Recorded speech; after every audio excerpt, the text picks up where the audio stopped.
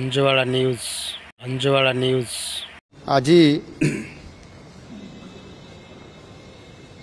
आम सरकार ये द्वितीय कैबिनेट बैठक थिला 5टी प्रस्ताव थिला एवं ये 5टी प्रस्ताव आज लंबा समय 3 घंटा पर्यंत आलोचना हला परे सबु निष्पत्ति गुड़िक आमर प्रस्ताव गुड़िक निष्पत्ति निया जाइछि। प्रथम प्रस्ताव है राज्य रे सर्वनिम्न मजूरी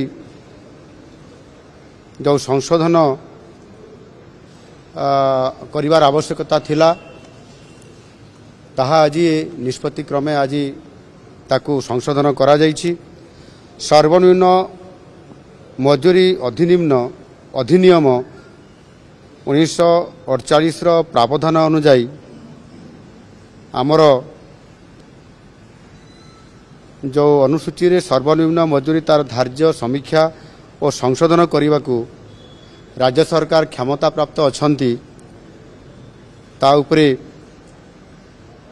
आलोचना करा जाइथिला एवं वर्तमान सर्वनिम्न मजूरी संशोधन संपर्क में प्राप्त होइतबा आपत्ति और परामर्श गुड़िक जत्नर सह विचार करिबा परे सरकार अणकुशली अर्धकुशली कुशली एवं आपंकर उच्च कुशली श्रमिक मानकर पाई सर्वनिम्न समय भित्तिक दैनिक मजूरी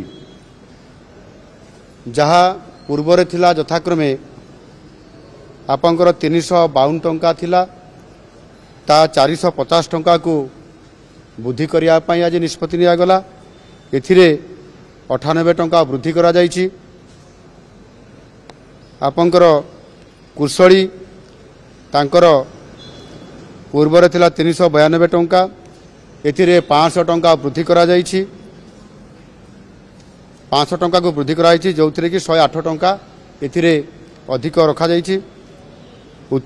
एवं आपंकर कुशली जहाँकि आपंकर 442 टंका थिला ताकू 500 टंका को वृद्धि करा जाइछि।